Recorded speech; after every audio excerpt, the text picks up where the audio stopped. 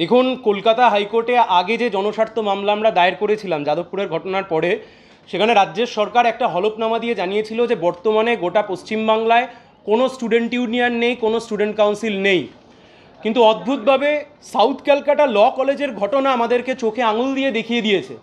এবং আপনি যদি নির্যাতিতা যে পুলিশ কমপ্লেন করেছিল সেই পুলিশ কমপ্লেন যদি দেখেন, সেখানে স্পষ্টভাবে বুঝতে পারবেন যে এই গোটা ঘটনার সূত্রপাত ঘটেছিল স্টুডেন্ট ইউনিয়ন রুমে, এবং নির্যাতিতা সেখানে একজনকে জিএস বলে উল্লেখ করেছেন। এর বাইরেও গোটা রাজ্য জুড়ে বিভিন্ন কলেজে স্টুডেন্ট ইউনিয়ন ফিজ, সেই স্টুডেন্ট ইউনিয়ন ফিজ কালেক্ট করা হচ্ছে।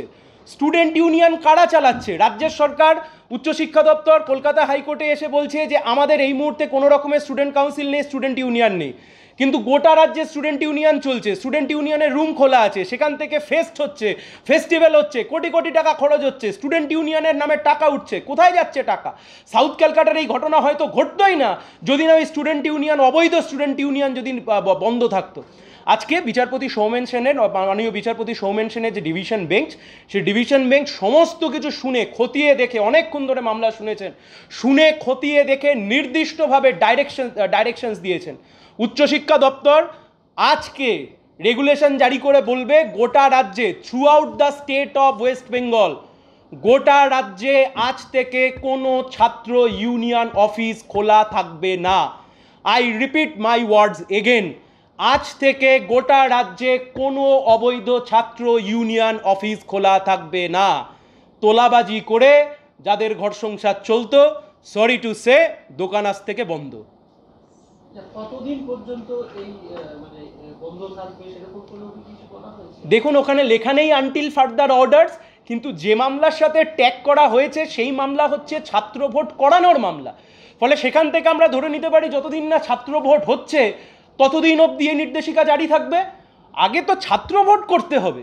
রাজ্যের সরকার এসে বলছে যে ভিসি অ্যাপয়েন্ট করা নেই, there are certain problems VC appoint করা নিয়ে, তাই জন্য ছাত্র ভোট হচ্ছে না। কিন্তু ভিসি না থাকবার জন্য তো অন্য কোনো কাজ তো আটকে থাকছে না। ভিসি না থাকবার জন্য তো 8-10টা কাজ তো আটকে নেই। তো স্টুডেন্ট ইউনিয়ন ইলেকশন কী করে আটকে রয়েছে? কিভাবে সম্ভব? দেখুন, মামলা সাবজুডিস রয়েছে। আমি তাও আপনাদেরকে যতটা দেখানো যায় আমি দেখাতে পারি।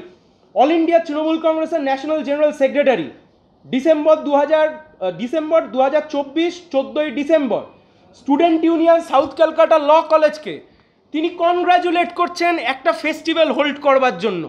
আমি আপনাদেরকে দেখাচ্ছি। স্টুডেন্ট ইউনিয়ন নেই, স্টুডেন্ট ইউনিয়ন ডিফাঙ্ক্ট, স্টুডেন্ট ইউনিয়ন কাজ করছে না। অভিষেক বন্দ্যোপাধ্যায় তিনি স্টুডেন্ট ইউনিয়নকে কনগ্র্যাচুলেট করছেন যে ফেস্ট করবার জন্য। কে দিচ্ছে ফেস্টের টাকা? কোথা থেকে আসছে? সাউথ ক্যালকাটা ল কলেজের ভাইস প্রিন্সিপাল জানতেন না? জানতেন না উনি সব জানতেন। প্রত্যেক কটা কলেজের সমস্ত টিচাররা সব জানতেন। But they have acted as a mute spectator. Unfortunate যে টিচাররা এতদিন ধরে চুপ করে রইলেন। এই মামলা আমাদের কেন করতে হলো? টিচাররা কেন আসলেন না? কেন এসে প্রিন্সিপাল বললেন না যে আমাদের কলেজে এইভাবে ইউনিয়ন চলছে? আপনাদের মনে আছে নিশ্চয়ই, গুরুদাস কলেজ, মুম্বাইয়ের সিঙ্গার কে এসে মারা গেলেন। গুরুদাস কলেজে খুলে দেখুন আপনি, গুরুদাস কলেজের যে টিকিট বেরিয়েছিল সেই টিকিটের নিচে লেখা স্টুডেন্ট ইউনিয়ন / টিএমসিপি ইউনিট। কোথাকার স্টুডেন্ট ইউনিয়ন? গুরুদাস কলেজের কোন স্টুডেন্ট ইউনিয়ন ছিল? কে দিয়েছিল এত টাকা? একজন মানুষ এসে মারা গেলেন, কারুর কোনো হোশ নেই। উচ্চশিক্ষা দপ্তরের কোনো অ্যাকাউন্টেবিলিটি নেই। সব কিছু বিচার করে তবেই আজকের এই অন্তর্বর্তীকালীন রায় হয়েছে যে যত ইউনিয়ন চলছে সব উইদাউট স্যাংশন অফ ল, অবৈধভাবে চলছে, without the backed of any law. সেই কারণে সমস্ত ইউনিয়ন অফিস আজ থেকে বন্ধ।